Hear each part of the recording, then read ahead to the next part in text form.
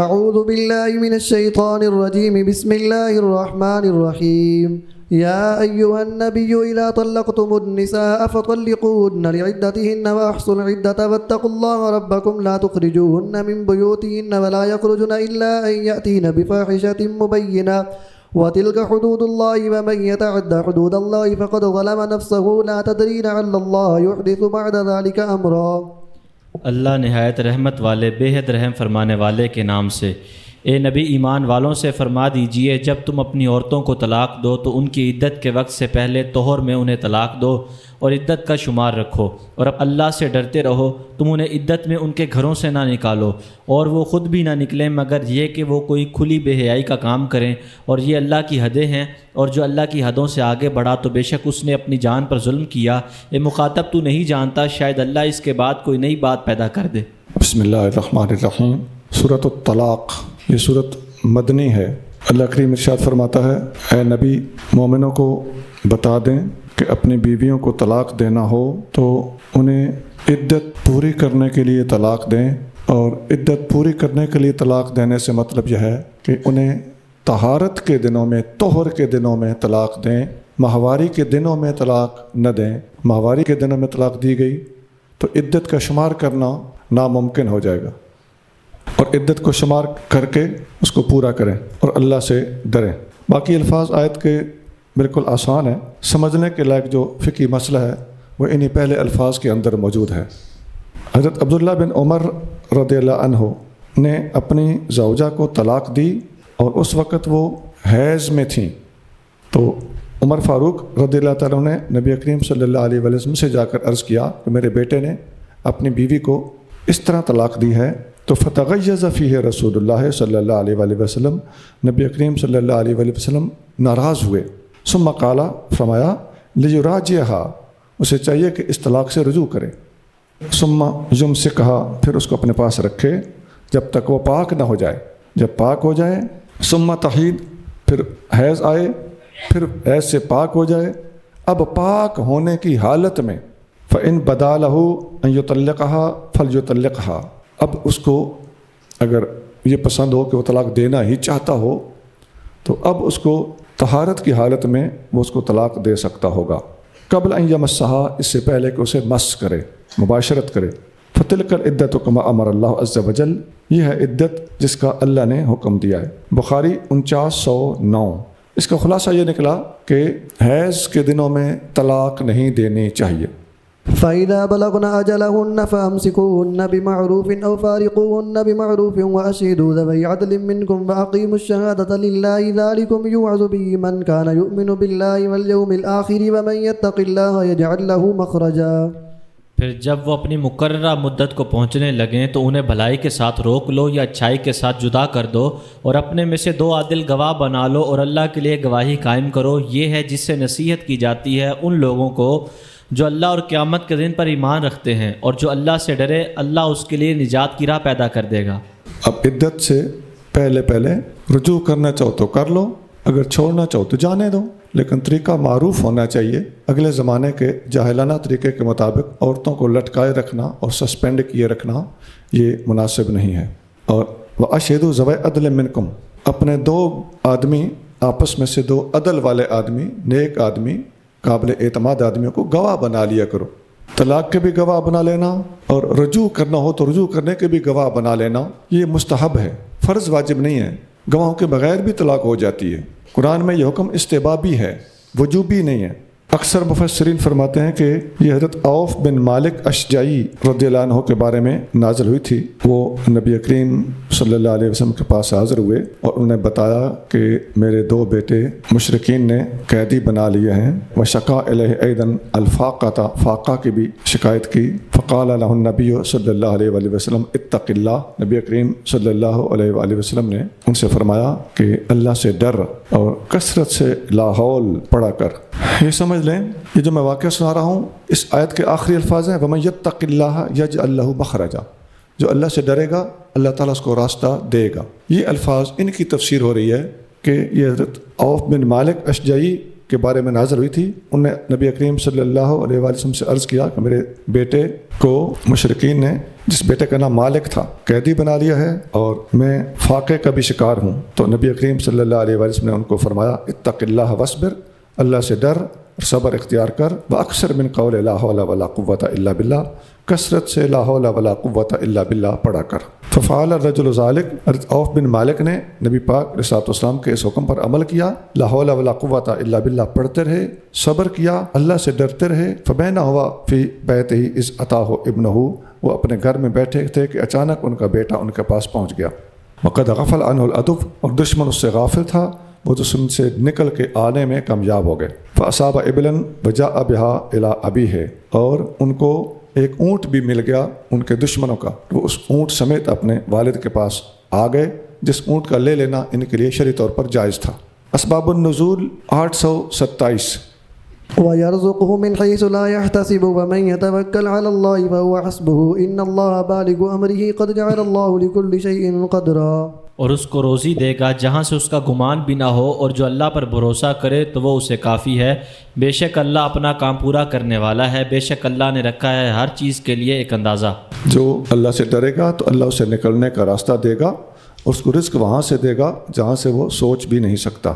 ومن یتوکل علی اللہ، جو اللہ پر توکل کرتا ہے، فہو حسبہ، تو پھر اللہ اس کے لیے کافی ہے۔ ایک حدیث میں آتا ہے، حضرت ابو ذر غفاری رضی اللہ تعالیٰ عنہ روایت کرتے ہیں کہ نبی کریم صلی اللہ علیہ وآلہ وسلم ایک دفعہ اس آیت کو پڑھنے لگ گئے اور اس کو بار بار پڑھنے لگ گئے۔ وجعل یرددھا، اس کو ریپیٹ کرنا شروع کر دیا، حتیٰ نعست، فرماتے ہیں حتیٰ کہ مجھے اونگ آ گئی بیٹھے بیٹھے۔ تو آپ نے فرمایا یا ابا ذر، اے ابو ذر، لو ان الناس اخذوا بهذا لاکفتہم، اگر سارے لوگ اگر اس ایک آیت کو پکڑ لیں تو ان کے لیے کافی ہو جائے۔ کیا کہ جو اللہ پر توکل کرتا ہے اللہ اس کے لیے کافی ہے۔ مستدرک حاکم 3869 3869۔ اور عمر بن خطاب رضی اللہ عنہ روایت کرتے ہیں کہ رسول اللہ صلی اللہ علیہ وآلہ وسلم نے ارشاد فرمایا، لو انکم کنتم توکلون علی اللہ حق توکلہ، اگر تم لوگ اللہ پر توکل کرو جیسا کہ توکل کرنے کا حق ہے، تو لرزقتم کما یرزق الطیر، تمہیں رزق اس طرح ملے جیسے پرندوں کو رزق ملتا ہے۔ تغدو حماسن وتروح بطانا، صبح خالی پیٹ جاتے ہیں اور پتہ نہیں کہاں سے رج کے آ جاتے ہیں۔ ترمذی 2344 2344۔ اسی طرح کے الفاظ امام اعظم ابو حنیفہ رحمۃ اللہ علیہ نے نبی کریم صلی اللہ علیہ وآلہ وسلم سے بھی روایت کیے ہیں۔ مسند امام اعظم میں ایک حدیث ہے، آپ فرماتے ہیں سن 80 ہجری میں پیدا ہوا اور سن 96 ہجری میں نے حج کیا۔ اس وقت فرماتے ہیں میری عمر 16 سال تھی، میں حج پہ گیا تو میرے ساتھ میرے والد گرامی بھی تھے۔ میں نے اپنے والد سے پوچھا کہ ایک حلقہ لگا ہوا ہے، کچھ درس و تدریس ہو رہا ہے، فرمائیے یہ حلقہ کس کا ہے؟ والد صاحب نے بتایا یہ عبداللہ بن حارث صحابی رسول ہیں، ان کا حلقہ ہے۔ تو وہ فرماتے ہیں کہ میں بڑے شوق سے آگے بڑھا، ان کو میں نے دیکھا تو وہ اس وقت فرما رہے تھے سمیت رسول اللہ صلی اللہ علیہ وآلہ وسلم، میں نے رسول اللہ صلی اللہ علیہ وآلہ وسلم کو فرماتے ہوئے سنا ہے، میں یتفقہ فی دین اللہ، جس نے اللہ کے دین کی فقہ اور سمجھ حاصل کی، کفا اللہ مہمہ، اللہ اس کے تمام مشکل کام حل کر دے گا، ورزقہ من حیث لا یحتسب، اور اللہ اس کو رزق وہاں سے دے گا جہاں سے وہ سوچ بھی نہیں سکتا۔ یہ مسند امام اعظم صفحہ نمبر 20۔ تو اس آیت کے بھی الفاظ ہیں وَمَن يَتَوَكَّلْ عَلَى اللَّهِ فَهُوَ حَسْبُهُ، اس سے پہلے گزر چکا ہے وَيَرْزُقْهُ مِنْ حَيْثُ لَا يَحْتَسِبُ، اللہ اسے رزق وہاں سے دے گا جہاں سے وہ سوچ بھی نہیں سکتا۔ واللائي يئسن من المحيض من نسائكم إن ارتبتم فعدتهن 3 أشهر واللائي لم يحضن وأولاة الأحمال أجلهن أن يضعن حملهن ومن يتق الله يجعل له من أمره يسرا۔ اور جو حیض سے مایوس ہو چکی ہوں تمہاری عورتوں میں سے، اگر تمہیں شبہ ہو کہ ان کی عدت کیا ہوگی تو ان کی عدت 3 مہینے ہے، اور وہ عورتیں جنہیں حیض نہیں آیا ان کی عدت بھی 3 مہینے ہے، اور حاملہ عورتوں کی عدت ان کا وضع حمل ہے، اور جو اللہ سے ڈرے اللہ اس کے لیے اس کے کام میں آسانی فرما دے گا۔ اس آیت میں 3 قسم کی عورتوں کی عدت ارشاد فرمائی گئی ہے۔ نمبر 1، جو عورتیں بوڑھی ہو چکی ہیں، ان کی ماہواری بند ہو چکی ہے، تو ان کو اگر خدا نخواستہ طلاق ہو جائے تو ان کی عدت 3 مہینے ہے۔ عام طور پہ لوگ ہر عورت کی عدت 3 مہینے بنائے بیٹھے ہوتے ہیں، نہیں، جوان عورت کی عدت 3 حیض ہے، وہ 3 حیض 2 مہینے، 2.25 مہینے، 2.5 مہینے، 2.25 مہینے پورے ہو سکتے ہیں۔ یہ مہینوں کا حساب بوڑھی عورت کے حوالے سے ہے کیونکہ اس کو ماہواری آتی نہیں ہے۔ نمبر 2، جن عورتوں کو ابھی حیض شروع ہی نہیں ہوا، بالغ ہونے سے پہلے بھی تو شادیاں ہو جاتی ہیں نا، تو ان کی عدت بھی 3 مہینے ہے۔ اور جو حاملہ ہیں ان کی عدت بچہ پیدا کرنا ہے، خواہ طلاق کے 1 گھنٹہ بعد بچہ پیدا ہو جائے عدت ختم، خواہ طلاق کے 8 مہینے بعد بچہ پیدا ہو عدت 8 مہینے تک چلتی چلی جائے گی۔ یہ عدت لمبی بھی ہو سکتی ہے، مختصر بھی ہو سکتی ہے۔ اور اس آیت سے ایک اور مسئلہ بھی پتہ چلتا ہے کہ جن عورتوں کو حیض شروع ہی نہیں ہوا ان کو اگر طلاق ہو جائے، کیا سمجھے، مطلب یہ ہے کہ نابالغ عورت کا بھی نکاح کرنا جائز ہے۔ ہاں نابالغ عمر بہت ہی چھوٹی ہو، اب 3-4 سال کی بچی کا بھی نکاح اس کے وارث کر کے دے دیں، اب بھی شریعت میں جائز ہے، وارث نکاح کر کے دے سکتا ہے، لیکن رخصتی نہیں ہوگی، رخصتی نہیں ہوگی کیونکہ بچی رخصتی کے قابل نہیں ہے۔ لیکن یہ نکاح ہو سکتا ہے، اب بھی ہو سکتا ہے، اب بھی، کہ میں اوپر میں کیوں زور دے رہا ہوں، تاکہ آپ کو سمجھ آ جائے کہ نبی کریم صلی اللہ علیہ وآلہ وسلم کی وہ شہزادیاں جن کا نکاح ابو لہب کے بیٹوں سے ہوا تھا، اور ان کے نکاح پر جو اعتراضات ہوتے ہیں اور کہا جاتا ہے کہ وہ بیٹیاں ہیں ہی کوئی نہیں، اتنی چھوٹی عمر میں نکاح کیسے ہو سکتا ہے، نکاح ہوا تھا، رخصتی نہیں ہوئی تھی۔ ہر کتاب میں لکھا ہوا ہے، جس نے لکھا ہے کہ نکاح ہوا تھا اس نے ساتھ ہی لکھا ہے کہ رخصتی نہیں ہوئی تھی، بات ختم۔ اہل سنت کے پاس ضمیر کو مطمئن کرنے والے جواب الحمدللہ ہوتے ہیں۔ اور آپ کو میں نے لکھایا تھا کہ حضور کی 4 شہزادیوں کا ذکر اہل سنت کی کتابوں میں بھی ہے، اور روافض کی کتابوں اور چوٹی کی کتاب اصول کافی میں ہے۔ ایک حدیث میں آتا ہے حضرت سبیہ اسلمیہ رضی اللہ تعالی عنہا کے شوہر شہید کر دیے گئے اور وہ حاملہ تھیں، فبدت بعد موتہ ب40 لیلۃ، ان کی وفات کے بعد ان کا بچہ پیدا ہوا 40 دنوں کے بعد، فخطبت فانکحھا رسول اللہ صلی اللہ علیہ وآلہ وسلم، ان کو نکاح کا پیغام دیا گیا، نبی کریم صلی اللہ علیہ وآلہ وسلم نے ان کو نکاح کی اجازت دی، آپ آگے نکاح کر سکتی ہو۔ بخاری 4909۔ اس میں اس واقعہ کے لکھانے میں حکمت کیا ہے، اس میں اس موقف کا جواب ہے، صحابہ کرام میں آپس میں اختلاف ہوا، یہ اللہ والوں میں ہوتا رہتا ہے۔ بعض کا خیال تھا کہ حاملہ عورت کا شوہر اگر فوت ہو جائے تو اسے میکسیمم عدت گزارنی چاہیے۔ میکسیمم زیادہ سے زیادہ کو کہتے ہیں، میکسیمم سے کیا مراد ہے، زیادہ سے زیادہ سے یہاں کیا مراد ہے، مطلب یہ ہے کہ اگر تو اس نے وضع حمل کر دیا، پیدائش ہو گئی 4 مہینے 10 دن سے پہلے، کیونکہ جس کا شوہر فوت ہو جائے اس کی عدت کتنی، 4 مہینے اور 10 دن۔ اگر بچہ پہلے پیدا ہو گیا اب وہ 4 مہینے 10 دن میکسیمم عدت پوری کرے گی، اور اگر بچہ 4 مہینے 10 دن کے بعد پیدا ہوا تو اب وہ جو بچے کے پیدا ہونے کی ڈیٹ ہے وہ اس کی عدت کی ڈیٹ کہلائے گی، کیونکہ میکسیمم اب یہ بن رہی ہے۔ تو اس کے بجائے دیگر صحابہ کرام کا یہ موقف ہے، حضرت عبداللہ بن مسعود وغیرہ کا، کہ بچہ جب پیدا ہوگا تو اسی وقت عدت ختم ہو جائے گی، اور اقصى الاجلین یعنی زیادہ سے زیادہ 2 میں سے جو زیادہ بنتی ہے اس کو اختیار نہیں کیا جائے گا، اس طرح عورت پر زیادتی ہے۔ ذلك أمر الله أنزله إليكم ومن يتق الله يكفر عنه سيئاته ويعظم له أجرا۔ یہ اللہ کا حکم ہے جو اس نے تمہاری طرف اتارا، اور جو اللہ سے ڈرے اللہ اس کی برائیاں دور کر دے گا اور بڑا کر دے گا اس کے لیے ثواب کو۔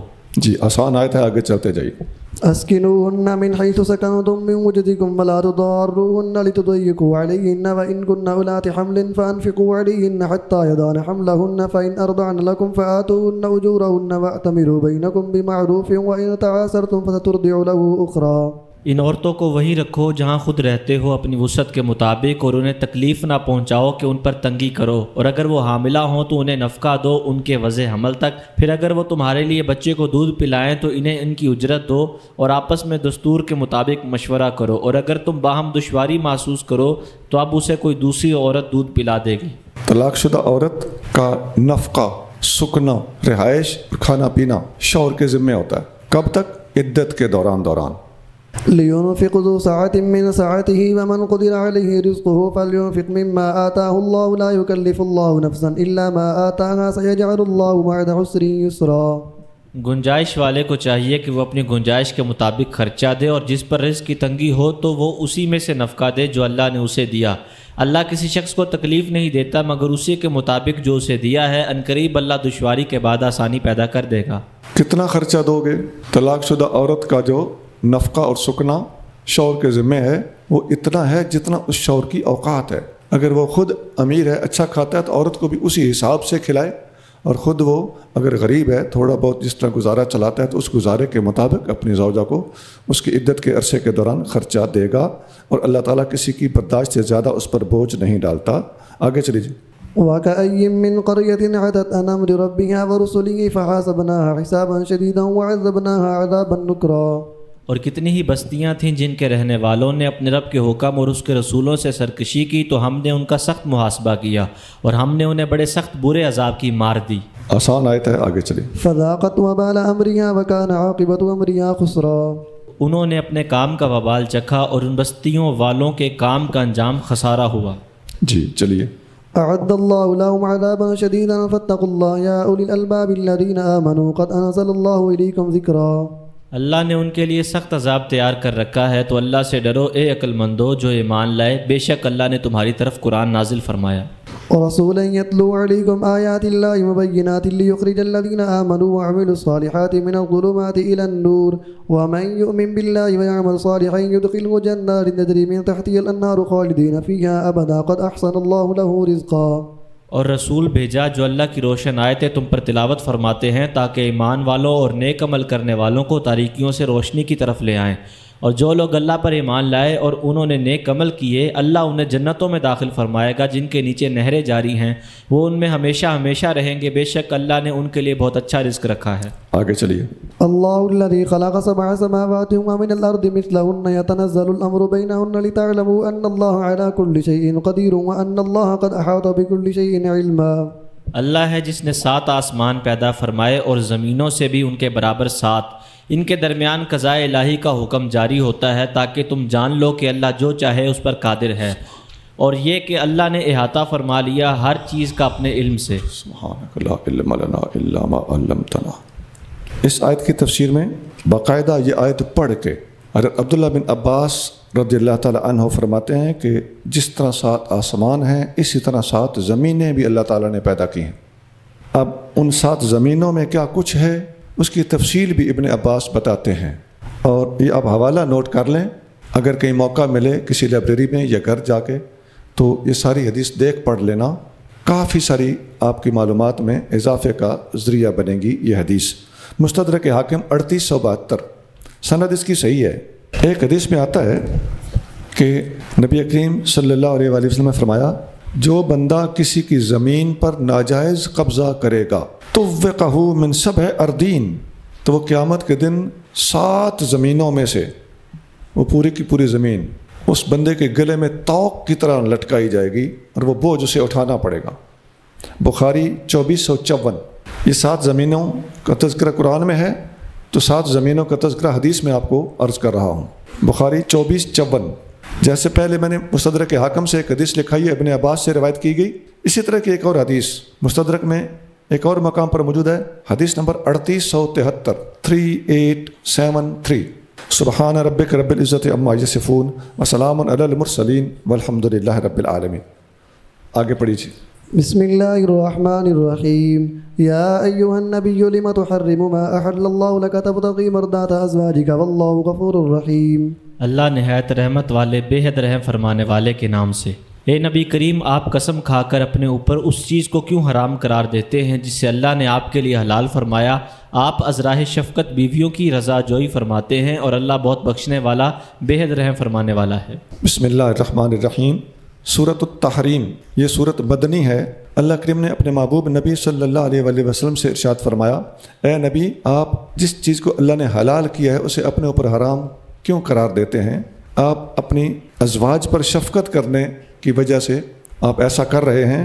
اللہ تعالیٰ معاف کرنے والا مہربان ہے۔ اس آیت کو بھی پڑھ کے آپ کو اندازہ ہو گیا ہوگا کہ مستشرقین آنکھیں کھول کے حیران ہو کر شاخص رہ سکتے ہیں، لیکن اس آیت کا پس منظر جاننا ان کے لیے ضروری ہے۔ یہ ایسا سیریس مسئلہ ہے، یہ رد استشراق، اور حدیث کی حجیت اتنی ضروری ہے کہ میں آپ دیکھ رہے ہیں بہت اس پہ زور دے رہا ہوں۔ عزیزان اکرامی، حدیث کا انکار کر کے ہی مستشرقین، حدیث کا انکار کر کے ہی آپ کے منکرین حدیث، حدیث کا انکار کر کے ہی قادیانی اپنی مرضی کرنے کی کوشش کرتے ہیں۔ قادیانی ہمیشہ بحث کرنے سے پہلے کوشش کرتا ہے کہ قرآن کی روشنی میں گفتگو ہونی چاہیے۔ میں نے اس کا تجربہ کیا۔ یہ الگ بات ہے کہ ہم نے قرآن کی روشنی میں بھی ان سے بحث کی تو یہ ہار گئے، خود حدیثیں پڑھنے لگ جاتے ہیں، بیچ میں ان کو یاد نہیں رہتا کہ طے کیا کیا تھا۔ لیکن حدیث کا انکار فساد کی بہت بڑی جڑ ہے۔ حدیث کا انکار کر کے ہر بندہ چاہتا ہے کہ میں کسی لفظ کا ترجمہ اپنی مرضی سے کروں، آیت کا معنی اپنی مرضی سے نکالوں۔ اس لیے میں نے آپ کو متعدد کتابیں بھی لکھائی ہیں جو منکرین حدیث کے خلاف لکھی جا چکی ہیں۔ حدیث میں آتا ہے، اما عائشہ صدیقہ رضی اللہ عنہا بیان کرتی ہیں کہ نبی کریم صلی اللہ علیہ وآلہ وسلم حضرت زینب بنت جحش کے پاس شہد پیا کرتے تھے، ان کے پاس تھوڑی دیر بیٹھ جایا کرتے تھے۔ تو میں نے اور حفصہ نے مل کے ایک بات سوچی کہ اب اگر نبی پاک علیہ الصلوۃ والسلام ہم میں سے کسی کے پاس بھی تشریف لائے تو ہم کہیں گے کہ آپ کے پاس مغافیر کی خوشبو آ رہی ہے، مغافیر کی مہک آپ کے پاس سے آ رہی ہے۔ مغافیر ایک درخت کی گوند ہے، جیسے ککر کی چیڑ ہوتی ہے، وہ نبی کریم صلی اللہ علیہ وسلم کو پسند نہیں تھی، یہ جانتی تھیں۔ تو انہوں نے یہ سوچا کہ ہم یہ جب کہیں گے نا تو پھر حضور صلی اللہ علیہ وسلم یقیناً کہیں گے کہ میں نے تو مغافیر نہیں کھایا، میں نے شہد کھایا، تو شہد میں مغافیر ہوگا، تو آئندہ پھر یہ حضرت زینب کے پاس جا کے شہد کھانے سے رک جائیں گے۔ یہ ایسا ہوتا ہے جو خواتین ایک ہی شوہر کے تحت ہوتی ہیں، تو یہ ہوتا ہے۔ اللہ تعالیٰ کریم ہے، اللہ کے محبوب بہت کریم ہے۔ یہ حضور سے محبت تھی، اگر آپ ایمان سے سوچیں تو سوچنے والے کے اندر ایمان ہونا چاہیے۔ اب بے ایمان کیا کہے گا؟ یہ حضور کو تنگ کرتی تھی۔ ایمان والا کیا کہے گا؟ یہ حضور سے محبت کرتی تھی۔ آپ صلی اللہ علیہ وسلم کو جب یہ بات کہہ دی گئی کہ آپ کے پاس سے مغافیر کی مہک آ رہی ہے تو آپ نے فرمایا میں نے مغافیر نہیں کھایا، ہاں میں نے زینب بنت جحش کے ہاں شہد پیا تھا، ٹھیک ہے، آئندہ میں شہد بالکل نہیں لوں گا۔ اور ساتھ یہ بھی فرما دیا وقد حلفت، تو میں قسم اٹھاتا ہوں کہ میں شہد نہیں کھاؤں گا، ولا تخبری بذلک احدا، میں نے اس بات کی قسم اٹھائی ہے یہ بات کسی کو بتانا نہیں۔ یہ بھی آقا نے ساتھ فرما دیا۔ یہ حدیث بخاری میں 4912 4912۔ قد فرض اللہ لکم تحلۃ ایمانکم واللہ مولاکم وہو العلیم الحکیم۔ اے ایمان والو، بے شک اللہ نے تمہارے لیے تمہاری قسموں کا کھولنا مقرر فرما دیا، اور اللہ تمہارا مددگار ہے اور وہ بہت جاننے والا بڑی حکمت والا ہے۔ یہ جو قسم اٹھائی ہے اس کا حل ہم پہلے بتا چکے ہیں۔ اللہ فرما رہا ہے کہ اس کا حل کیا ہے جو پہلے گزر چکا ہے، اور آسان ترین حل جو نبی پاک علیہ الصلوۃ والسلام اختیار کرتے ہوئے حدیثوں میں نظر آتے ہیں۔ آقا کریم صلی اللہ علیہ وسلم 10 مسکینوں کو کھانا کھلا دیا کرتے تھے یا غلام آزاد کر دیا کرتے تھے۔ وَإِذْ أَسَرَّ النَّبِيُّ إِلَى بَعْضِ أَزْوَاجِهِ حَدِيثًا فَلَمَّا نَبَّأَتْ بِهِ وَأَظْهَرَهُ اللَّهُ عَلَيْهِ عَرَّفَ بَعْضَهُ وَأَعْرَضَ عَنْ بَعْضٍ فَلَمَّا نَبَّأَهَا بِهِ قَالَتْ مَنْ أَنبَأَكَ هَذَا قَالَ نَبَّأَنِيَ الْعَلِيمُ الْخَبِيرُ۔ اور جب نبی نے اپنی کسی بیوی سے ایک راز کی بات فرمائی، پھر جب وہ اس کا ذکر کر بیٹھیں اور اللہ نے نبی پر اس کا اظہار فرما دیا تو نبی نے انہیں کچھ بتا دیا اور کچھ بتانے سے اعراض فرمایا۔ پھر جب نبی نے انہیں اس کی خبر دی تو وہ بولیں آپ کو یہ کس نے بتایا؟ نبی نے فرمایا مجھے بہت علم والے نہایت خبردار نے بتایا۔ وہ جو بات حضور نے فرمائی تھی کہ کسی کو بتانا نہیں، یہ اس بات کا تذکرہ ہو رہا ہے۔ کسی کو نہ بتانا، انہوں نے آگے بتا دی اپنی دوسری بہن کو جو حضور کی زوجہ تھیں، تو فَأَظْهَرَهُ اللَّهُ عَلَيْهِ، اللہ نے اپنے محبوب پر یہ بات ظاہر کر دی کہ انہوں نے آگے بتا دیا ہے۔ تو جب نبی کریم صلی اللہ علیہ وآلہ وسلم نے ان سے پوچھا کہ آپ نے آگے بتا دیا ہے تو کہنے لگی آپ کو کس نے بتایا، آپ کو کیسے پتا؟ تو حضور نے فرمایا نبأنی العلیم الخبیر، مجھے علیم و خبیر نے بتایا ہے۔ یہاں آپ کو ایک دلچسپ بات سناتا ہوں۔ ایک منکر حدیث گزرا ہے، وہ یہاں لکھتا ہے، اس پر جب سوال کیا گیا اور اہل سنت نے استدلال کیا کہ دیکھیے جی اس آیت میں اللہ فرما رہا ہے کہ فَأَظْهَرَهُ اللَّهُ عَلَيْهِ، اللہ نے اپنے محبوب پر وہ بات ظاہر کر دی کہ آپ کی زوجہ نے یہ بات آگے بتا دی ہے۔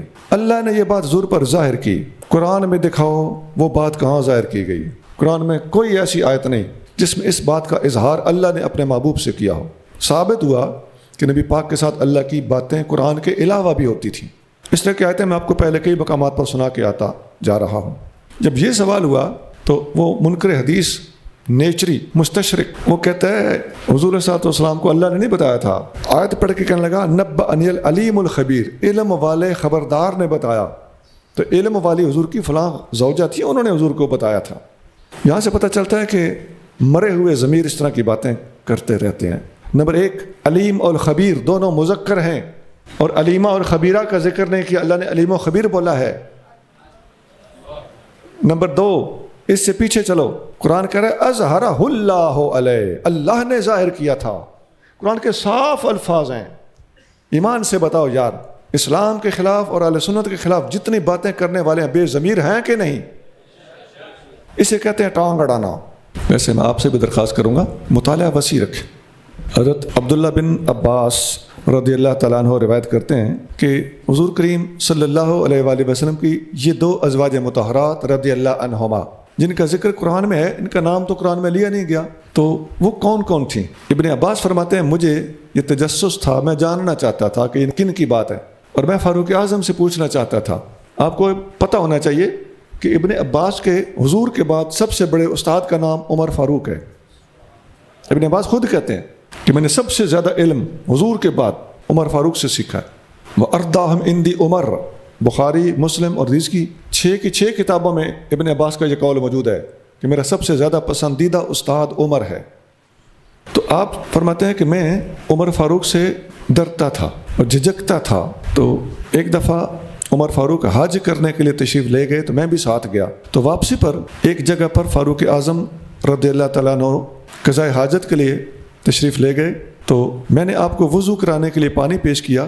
اس دوران میں نے آپ سے سوال کر دیا. میں وضو کرا رہا تھا تو میں نے سوال کیا کہ یا امیر المومنین من اللتان تظاہرتا علی النبی صلی اللہ علیہ وآلہ وسلم من ازواجہ، وہ کون سی 2 ازواج مطہرات تھیں جنہوں نے نبی کریم صلی اللہ علیہ وآلہ وسلم سے اس معاملے میں گفتگو کی تھی؟ فقال تلک حفصہ و عائشہ، انہوں نے فرمایا یہ حفصہ اور عائشہ تھیں. اور ایک اور حدیث میں آتا ہے، ابن عباس فرماتے ہیں میرا سوال ابھی مکمل بھی نہیں ہوا تھا تو فاروق اعظم نے فوراً جواب دیا یہ عائشہ اور حفصہ تھیں. آگے وہ پوری بات ہے. یہ حدیث کافی لمبی ہے، تقریباً 1 صفحے کی یہ حدیث ہے. بخاری حدیث نمبر 4913 4913. اور یہاں ایک اور وضاحت بھی مناسب ہے کہ میاں بیوی کے جو معاملات ہوتے ہیں نا، ان میں اللہ کریم جل شانہ کی ذات کی وسعت اور کرم نوازی اور نبی کریم صلی اللہ علیہ وآلہ وسلم کی رحمت للعالمین کو اچھی طرح ذہن میں رکھ کے سوچا کریں. گھریلو معاملات میں، خاص طور سے سوکنوں کے باہمی معاملات میں اس طرح کی باتیں ہوتی رہتی ہیں. اس پر منافقین طرح کی باتیں اڑائیں گے اور ایمان والے ہر بات سن کر سبحان اللہ کہیں گے. کیا تمہیں بھول گیا کہ عائشہ صدیقہ سے جب پوچھا گیا کہ اللہ پوچھتا ہے میرے محبوب کے پاس رہنا ہے یا طلاق لینی ہے، جاؤ ماں باپ سے پوچھو، تو عائشہ صدیقہ نے کیا جواب دیا تھا؟ اس معاملے میں ماں باپ سے کچھ نہیں پوچھوں گی، میرے رب اور رسول کا معاملہ ہے، میں ماں باپ کو ایک سائڈ پہ کر کے خود فیصلہ دیتی ہوں کہ میں اپنے محبوب کو نہیں چھوڑ سکتی. کیا سیدنا علی المرتضیٰ رضی اللہ تعالی عنہ اور سیدہ زہرا پاک کے درمیان گھریلو ناچاکیاں نہیں ہوئیں؟ ہے کچھ جس میں حیا ہو وہ یہاں اعتراض کرے گا؟ نہیں. اور اگر یہاں نہیں تو پھر وہاں بھی نہیں. ان کی اپنی کتاب میں لکھا ہوا ہے کہ سیدہ پاک روٹ کے حضور کے پاس گئیں اور ادھر سے جبریل پہنچ گئے کہ سیدہ پاک آپ کے پاس حاضر ہو رہی ہیں، علی کا کوئی قصور نہیں. حضور کو پہلے سے جبریل امین نے بتا دیا. یہ ان کی اپنی کتاب کے حوالے سے ہے. اور اہل سنت کی کتابوں میں بھی یہ باتیں ملتی ہیں کہ گھریلو نوک جھوک یہ پیار ہوتا ہے، میاں بیوی کے درمیان بتھیری باتیں ہوتی رہتی ہیں. ادب والے، حیا والے ماں باپ کے معاملے میں نہیں بولا کرتے. یہ ہم ان کی روحانی اولاد ہیں. إن تتوبا إلى الله فقد صغت قلوبكما وإن تظاهرا عليه فإن الله هو مولاه وجبريل وصالح المؤمنين والملائكة بعد ذلك ظهير. اگر تم دونوں اللہ کی طرف رجوع کر لو تو بہتر ہے، کیونکہ تمہارے دل راہ اعتدال سے کچھ ہٹ چکے ہیں. اور اگر نبی کے مقابلے میں تم دونوں ایک دوسرے کی معاونت کرتی رہیں تو یقیناً اللہ ان کا مددگار ہے، اور جبریل اور نیک بخت مسلمان اور اس کے بعد فرشتے بھی ان کے مددگار ہیں. فَإِنَّ اللَّهَ هُوَ مَوْلَاهُ، میرے نبی کا مولا اللہ ہے. وجبریل، اور میرے نبی کا مولا جبریل ہے. وصالح المؤمنین، اور میرے نبی کا مولا سارے مومن ہیں. والملائکۃ بعد ذلک ظہیر، اور تمام کے تمام فرشتے میرے نبی کے مولا ہیں. ہاں جی، تعداد گن سکتے ہو جو حضور کے مولا ہیں ان کی؟ فرشتوں کی باری تو کم از کم ہمت جواب دے جائے گی. اور تمام مومن حضور کے مولا ہیں. جبریل حضور کے مولا ہیں. اللہ حضور کا مولا ہے. صالح المومنین، ان سے کون کون مراد ہیں؟ عن سعید بن جبیر و اکرمۃ فی قولہ عز وجل صالح المومنین. سعید بن جبیر اور اکرمہ دونوں تابعی ہیں، دونوں عبداللہ بن عباس کے شاگرد ہیں. یہ اس آیت کے لفظ صالح المومنین کی تفسیر کرتے ہوئے فرماتے ہیں ابو بکر و عمر، صالح المومنین میں ابو بکر و عمر سب سے پہلے نمبر پر ہیں۔ فضائل الصحابہ حدیث نمبر 98۔ جو لوگ امام احمد بن حنبل کے بارے میں ٹیڑھی سوچ رکھتے ہیں ان کے لیے حوالہ بڑا اہم ہے۔ جو لوگ سوچتے ہیں کہ امام احمد بن حنبل سے گریز کیوں، لو اب تم گریز کرو گے، امام احمد بن حنبل فرما رہے ہیں اور روایت نقل کر رہے ہیں اور سند کے ساتھ پیش کر رہے ہیں کہ اس سے مراد صالح المومنین جو حضور کے مولا ہیں، ان سے مراد ابو بکر ہے اور عمر ہے۔ اور حدیث فضائل صحابہ میں ایک جگہ نہیں ہے، 4 جگہ موجود ہے، 98، 161، 611، 648۔ یہ سارے مولا ہیں۔ اب وہ جو حدیث من کنت مولا ہو فعلی المولا ہو ہے، وہ حدیث صحیح ہے، اس کا پس منظر بیان کرنے سے رافضی بالکل بھاگے گا، مانے گا ہی نہیں، جلے گا، کڑے گا۔ اس کا پس منظر یہ ہے کہ کچھ صحابہ اکرام کے ساتھ سید علی مرتضیٰ رضی اللہ عنہ ان کے درمیان کچھ نوک جھوک ہوئی تھی، یمن کے علاقے میں وہ گئے ہوئے تھے، تو ادھر سے واپسی پر تو نبی کریم صلی اللہ علیہ وآلہ وسلم نے ان صحابہ اکرام کے ذہن کلیئر کرنے کے لیے آقا صلی اللہ علیہ وآلہ وسلم نے یہ حدیث وارد کی تھی، ارشاد فرمایا تھا۔ مطلب یہ بنتا ہے، آیت کو سامنے رکھ کے سمجھو کہ جس طرح جبریل مولا ہے، جس طرح ابو بکر عمر مولا ہیں، جس طرح تمام صالح مومنین مولا ہیں، جس طرح تمام فرشتے مولا ہیں، اسی طرح علی کو بھی مولا سمجھو۔ ان کے نام میں پہلے کیوں لے رہا ہوں؟ کیونکہ وہ قرآن میں ہے، اور یہ پس منظر کیا بتا رہا ہے کہ ان کو مولا سمجھنے سے انکار کیا گیا، تو نبی کریم صلی اللہ علیہ وآلہ وسلم نے ان کو ہستیاں جو مولا ہیں ان کے فہرست میں رکھ کر سمجھایا کہ یہ ان کے اندر ہے۔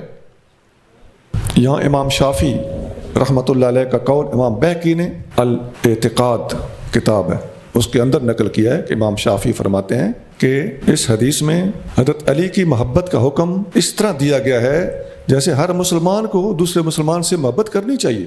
ظاہر ہے باقی فرق تو ہے، فرق کیا ہے؟ جتنا ان کا رتبہ ہے اتنی ان سے محبت ہے، اور جن کا ان سے اوپر رتبہ ہے ان سے محبت ان سے بھی اوپر ہے۔ یہ بات سارے علماء نے لکھی ہے، ایک نے نہیں لکھی، بے شمار علماء نے لکھی ہے کہ تمام صحابہ کی محبت ہمارے ایمان کا حصہ ہے، اور جتنا کسی کا رتبہ اونچا ہے اتنی اس کی محبت زیادہ ہے۔ لیکن نفس محبت کی حد تک بات کر رہا ہوں، وہ تمام مومنوں میں جس طرح ہونی چاہیے اس کی ترغیب دی گئی ہے کہ بغض نہ رکھو۔ کون کہہ رہا ہے؟ امام شافعی۔ محبت کی جو درجہ بندی ہے اس کا تذکرہ ہمارے علماء نے اپنی کتابوں میں کیا ہوا ہے کہ محبت شرعی ہونی چاہیے۔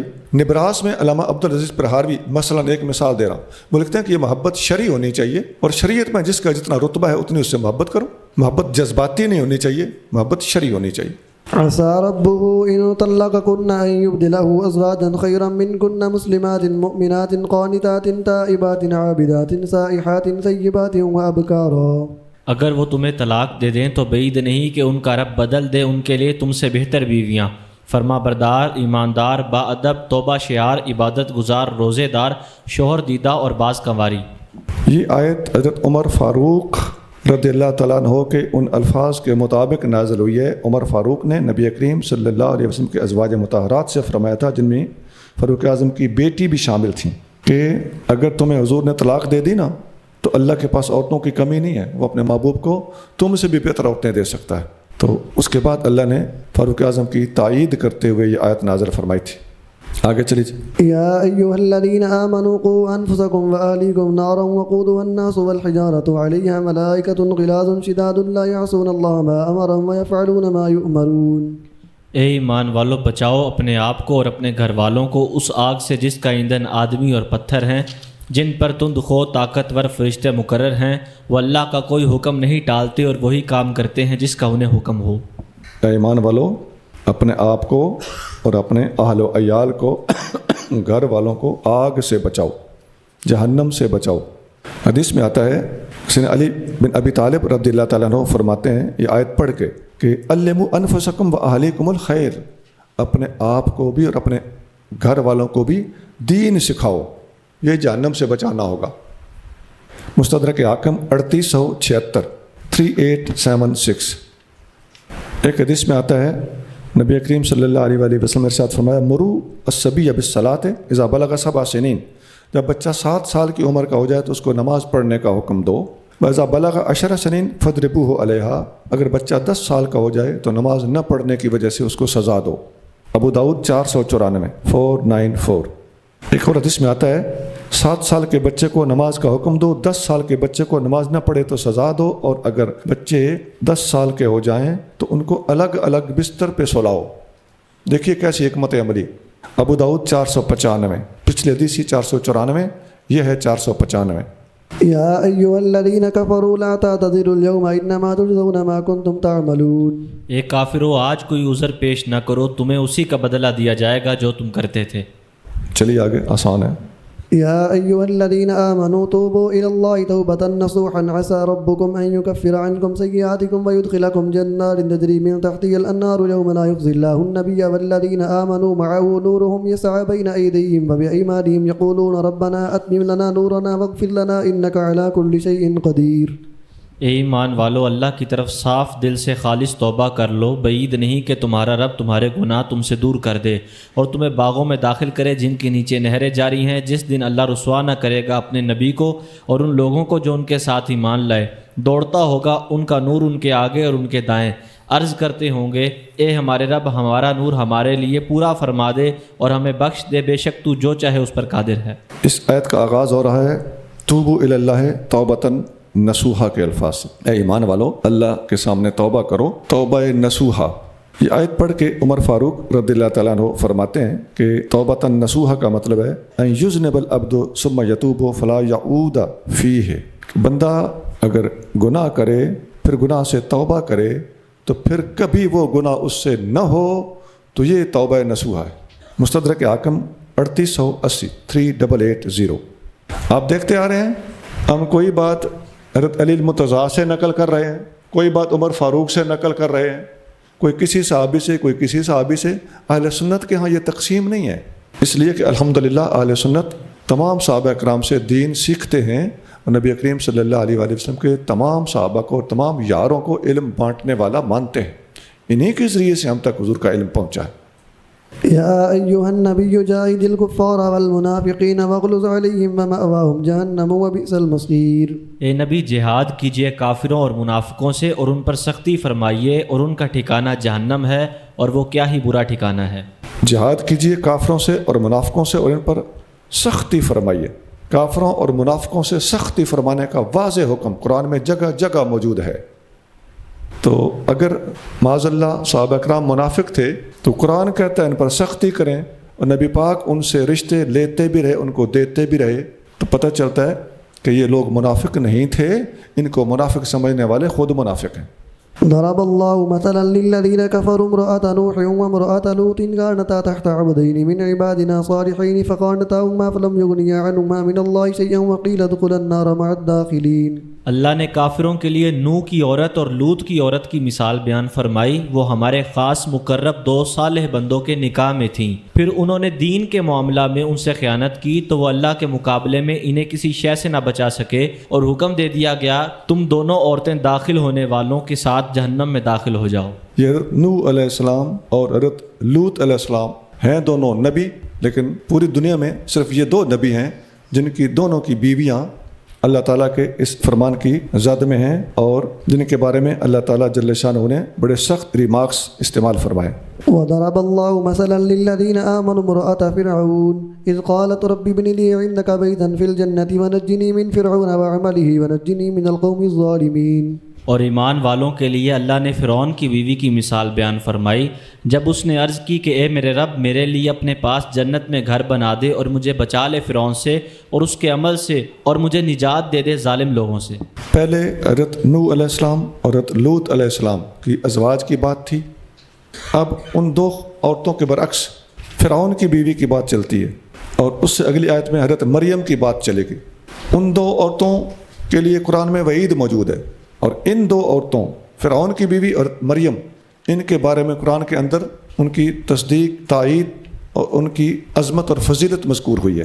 حدیث میں آتا ہے، حضرت انس بن مالک نبی کریم صلی اللہ علیہ وآلہ وسلم سے روایت کرتے ہیں کہ حسبک من نساء العالمین، دنیا کی جو عورتیں ہیں وہ گننا چاہو تو یہ گنو: مریم بنت عمران، خدیجہ بنت خویلد، فاطمہ بنت محمد، آسیہ فرعون کی بیوی رضی اللہ عنہن۔ ترمذی 3878 3878۔ ومريم ابنة عمران التي أحصنت فرجها فنفخنا فيه من روحنا وصدقت بكلمات ربها وكتبه وكانت من القانتين. اور عمران کی بیٹی مریم کی مثال بھی، جس نے اپنی عفت کی ہر طرح حفاظت کی، تو ہم نے بواسطہ جبریل اس کے چاکے گریباں میں اپنی طرف کی روح پھونک دی، اور اس نے اپنے رب کی باتوں اور اس کی کتابوں کی تصدیق کی، اور وہ با ادب اطاعت گزاروں میں سے تھی. حضرت مریم صاحبہ عفت اور یہ بنت عمران ہیں. اور یہ عمران کون ہیں؟ جن کی وجہ سے سورۃ آل عمران کا نام آل عمران رکھا گیا. یا حضرت موسیٰ علیہ السلام کے والد کا نام بھی عمران ہے، ان کی وجہ سے آل عمران رکھا گیا. یہ دو وجہ بتائی گئی ہیں اس سورت کا نام آل عمران رکھنے کی. حدیث میں آتا ہے ان ابی موسیٰ رضی اللہ عنہ قال قال رسول اللہ صلی اللہ علیہ وآلہ وسلم کمل من الرجال کثیر، مردوں میں بہت سے مرد کامل ہوئے ہیں. ولم یکمل من النساء الا آسیۃ امرأۃ فرعون، عورتوں میں کوئی کامل نہیں ہوئی سوائے آسیہ کے جو فرعون کی بیوی تھیں، و مریم بنت عمران، مریم جو عمران کی بیٹی تھیں. وَإِنَّ فَضْلَ عَائِشَةَ عَلَى النِّسَاءِ كَفَضْلِ السَّرِيدِ عَلَى سَائِرِ الطَّعَامِ، اور عائشہ کی فضیلت تمام عورتوں پر ایسے ہے جیسے سرید کے کھانے کی تمام کھانوں پر فضیلت ہے. بخاری 3411 3411. ان خواتین کے بارے میں ساری احادیث کو سامنے رکھ کے فیصلہ کرنا وہ تحقیق والوں کا کام ہوتا ہے. سبحان ربک رب العزت عما یصفون وسلام علی المرسلین والحمد للہ رب العالمین.